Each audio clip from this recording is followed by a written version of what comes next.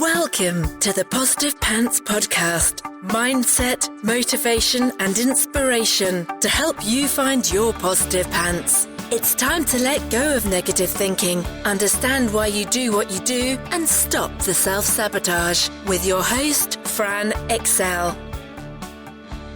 Welcome to the show. As always, it's Fran Excel, your resident subconscious success mentor, helping you find your very own pair of positive pants so you can get out of your own way and live a life that you love. If you want to stop self-sabotaging your own success and let go of the stress, then you are in the right place, my friend.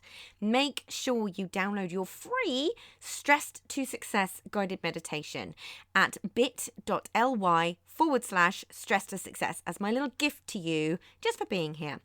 Please do subscribe, share and review. It really, really helps people that need to hear this message find us, and I so appreciate it. In the show notes, you'll also find details of how you can work with me and where you can get your mitts on my meditations, products, printables, programs. You can find it through the link in my bio on Instagram, which is my favorite place to hang out. So please do come join me over there at I'm Fran Excel. Tag me in your takeaways, slide into my DMs. I'm here for it. So that's the formalities over, my love. So let's jump to the content. How are you feeling right now? I'm just about to make a massive understatement. There's a lot going on in the world and it can feel super overwhelming and, let's be honest, a little bit doom and gloom. Even in the heatwave last week, everything was scaremongering language, dramatic imagery on weather reports where previously it might have been happy sunshine icons, yay, check out the UK getting over 30 degrees, being replaced by big, ominous, dark red maps, fear for the future of the planet. Understanding climate change and how we can do our part is hugely important, of course, but this was not that. The national psyche in the UK and around the globe is that also none of us are going to be able to afford to live very soon. This is one of the very things that causes recessions. In the same way, reports of shortages of toilet rolls and pasta at the beginning of lockdown caused everyone to go out and ransack the shelves, leading to a far worse shortage of toilet roll and pasta. Inciting panic about rising costs causes people to stop spending. Issues of the awful and utterly disgraceful war in Ukraine and how that's affecting people there and the rest of the world. The fact that the focus is less on people now, needlessly dying, and more on how it affects our energy and our petrol pricing is also a little bit grim, let's be honest. There's far too much else to mention in this episode, but you get the idea. And I know that I sound a little bit doom and gloom, but I promise there's a method to my madness as always. It's inciting panic, which influences our behaviour because we have our very survival at stake, according to our brains, and we operate from that space. Scarcity, lack, stop spending, seek the evidence to confirm reports. Yeah, you can see how this works, and it's a lot. Yeah, and it can really affect how we feel and our mindset, which in turn affects our beliefs and our behavior, especially if you don't have your conscious wits about you and certain simple things in place that can potentially make a really, really big difference with this stuff.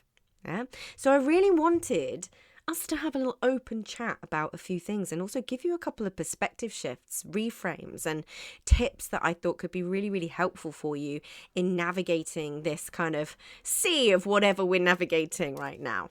Yeah. I obviously talk about our unconscious programming all the time and why it's so important to make the unconscious conscious. The absolute same applies here in terms of what you're consuming. I'm always talking about how society as a whole and the media have a lot to answer for in terms of how we're wired and what we're wired for.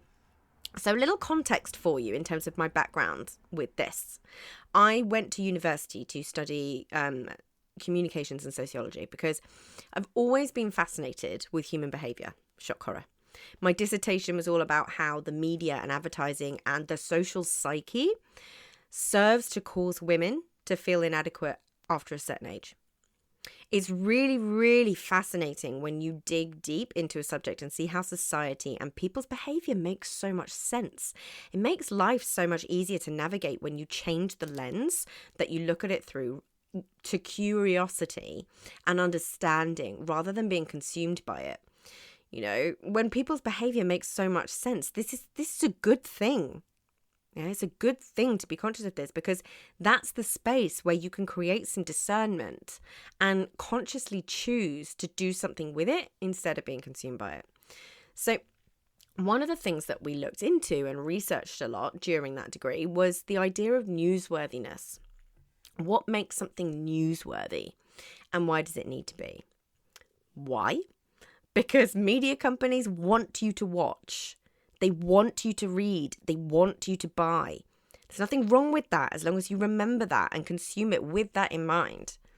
Call that your little pinch of salt, if you like. We all know about clickbait. What's going to make you click? What's going to make you buy? What's going to keep you glued to your TV screen so you see the adverts? That's what newsworthiness is, right? It's what sells. It's what keeps people watching, what keeps people reading. Yeah? You don't have to blindly believe what you read, watch, or hear. I highly recommend that you don't. I had a glorious and incredibly fun 15-year career in media and advertising, so I'm really not knocking it. It's a huge business that keeps the economy going. But with that experience, my eyes are very, very much open. And I've studied this stuff from a sociological perspective and a psychological perspective, the mindset perspective too, which means it's far, far easier for me to see things from a different perspective and not get consumed by it. To take everything with a little pinch of salt, to have that conscious questioning, to consciously form my own opinion. So it's no shock to me that I ended up working at the newspaper. I was one of the ad directors there, with 3 other guys, and because it's a paper that was all about giving you both sides of the story. Yeah, when you can choose to look for alternative viewpoints, that's how you can make your balanced view. And that's what I really loved about the newspaper, because it was really balanced and impartial. It wasn't an echo chamber. It was intentionally there to challenge the reader's perspective. So you had to be a certain type of person. We called them free thinkers. You had to be a certain type of person to read that paper, because you didn't want your opinion just echoed back. You wanted it to be challenged. You wanted that curiosity and that kind of debate to happen, right? So I'm very good now at consciously forming my own opinion, because no two ways about it, this messaging is going to be affecting how you show up in your business. All this stuff that's going on in the world and being reported in the news and in the media, it is going to be affecting how you show up at work. Yeah, this panic will make you make rash decisions. Yeah, so the more conscious you can get to this now, the better. And the more kind of safeguards you can put into place with yourself and boundaries, the easier it's going to be for you. Because this stuff seeps into your psyche. And when we look at it from the perspective of what's deemed newsworthy, it's usually shock factor and negativity, right? That does have an effect on your own mindset and your own view of the world and your place in it. Remember, you're wiring your brain all the time. Consciously think to yourself, what am I wiring right now? This is a question I'm always getting clients to ask. What am I wiring right now? Oh, actually, I think that's going to be a whole other episode, actually. We'll tie in nicely with this one, so I will do that. So if you're feeling it right now, I'm not surprised. It's totally understandable. There are harrowing things going on in the US, Ukraine, the UK, so many other places in the world that it can all get a bit much and we can feel so powerless. So what can you do to start shifting this up a little bit and not having it take over your entire life and the way that you're viewing your own situation right now? So I have a few things that I do and ways that I've trained my brain to think and behave. So take what resonates, as always, leave what doesn't, and see if you start to notice a shift in how you feel. So firstly, if you haven't guessed, I have self-imposed boundaries over my own media consumption. I choose reputable, as balanced as possible, again, still with a pinch of salt, places to get my news. And I do not sit there seeking it. It might be once a day, probably less. I might just go see what's going on in the world and what I need to know to remain informed. You know, a lot of people are like absolute no to news. Yeah, I do like to know what's going on. But at the same time, even if you don't read the news, you're going to have conversations with people. You'll find it out. You got to do what's right for you. But notice how it makes a shift in how you feel day to day. Whatever you do, experiment with it. Try all of them. Try it for a week, you know. I also quite like there's a newsletter called The Conversation, but even with that, it's a need to know basis. I love a bit of independent journalism. I really, really do. But sometimes, depending on the headline, it'll be like, what emotional state am I in right now? Am I in a place where I want to receive this and I want to read this? Do I feel regulated and balanced? Or is this something that I want to maybe leave for later or just not read at all? You know, you get to have that conversation with yourself. That becomes your inner dialogue rather than the nasty, mean person in your head. Yeah? I also put myself on a celebrity gossip ban about 3 years ago. And even that on its own made a huge difference. Now, that was a big deal considering I used to work at a very, very large, glossy, high-end magazine that was all about well-known people gossip, essentially. Because, you know, this one was slightly different, but it's normally full of negativity and picking people apart based on their looks. So no thank you to that. Because the more you read that, the more you're reading other people being picked apart for their looks, the more you're going to pick yourself apart for yours. No thank you. Now, the next tip is to figure out what's true for you. What is true for you? Be curious, ask questions, seek alternative perspectives. Trust yourself to form your own opinion. And then ask yourself, what am I creating as my worst case scenario? With all of this stuff going on in the world, what am I creating as my worst case scenario? What am I imagining or creating that could happen? What would I do in that situation? What would I actually do in that situation? What could I do in that situation? What's within my power? What do I have control over right now? These are the kind of questions, self-coaching questions that open up your thinking, yeah, and can massively alleviate stuff for you. Instead of just being consumed by the worries and the fears, thinking this way and having a conversation with yourself this way is an absolute game changer. So how can you limit your media intake in a way that works for you? Yeah. And the next one, can you start to notice when you're becoming consumed by negative news or environments and take things with a pinch of salt and discernment? Massively look at your social media for this too. And this is also why I prefer Instagram to Facebook personally. It's far easier to control what you're feeding your noggin and to create these spaces of things that you want to see, giving you more control over when you seek the alternative opinions and the alternative perspectives, right? So can you separate what's happening in the world and in the news from your personal situation?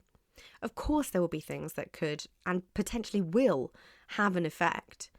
But before you make big decisions, are you able to take a little zoom out and observe your situation for what it really is, instead of what any scaremongering is creating for you in your mind, of what your future will hold, of what is affordable, of you know, the fact that when, put it this way, if the national psyche is all, you're going to struggle, there's no nuance there. As with most things, that's what drives me nuts. When there's no nuance over somebody's situation, and yet that person can still take it on as if that is then their reality. So dangerous. So take all the nuance of your own situation. Could you actually afford it if all your bills went up 70%? Who knows? Yeah. But the more you know and have conscious control over these things, the easier your life's going to be and the better you're going to feel. Because remember, the media aren't mind readers. They do not know your situation. Yeah, always worth remembering. And the big thing that's worth remembering is you have far more control over this stuff than you think, than you're giving yourself credit for. Notice your inner self-talk and ask yourself, what can you put in place that could be a safeguard for your future, or something that could potentially avoid the worst case scenario altogether? The biggest thing is, how are you going to look after your own well-being? And what does that look like for you? Is it journaling? Is it getting out in nature? Is it boundaries around reading your phone at night? Making sure you're exercising and moving your body? Is it simply noticing that you don't have to believe every thought you have? Or is it making extra effort to speak to or to see the people that you love? Like, how do you feel well regulated in your own self? You'll see me, if you follow me on Instagram, you'll see me all the time. I'm consistently and constantly doing things that regulate me and regulate my nervous system because it's so important. So for me, one of those things is exercise. One of those things is being anywhere near water. You know, I love that. I do my heart math, meditation, all of these different things, right? But it's, do you intentionally do the things that give you the best chance of being well regulated? There's so much nuance to every individual situation that cannot possibly be covered. Make sure you're coming from a place of knowing and understanding yours. You are unique. Your situation is unique. And you are the one in the driving seat as long as you remain conscious, my love. So if you got value from this and you know in your gut that now is the time to step up and start rewiring your thinking and start changing things for yourself, then join the Positive Pants Toolkit app and community so you can work out what needs to happen to get you from where you're at right now to the action-taking success you know you can be. And if you want my eyes and ears on your problems, then I work with people one-on-one and through my programs. You can find all the details to join the toolkit or book in a call in the show notes, the link in my bio on Instagram, and on my website, franexcel.com. So stop waiting for if and when and choose to change things now because you can. I'm here to believe in you when you don't believe in yourself. And as always, I hope you found this helpful and I'll see you next week. Bye.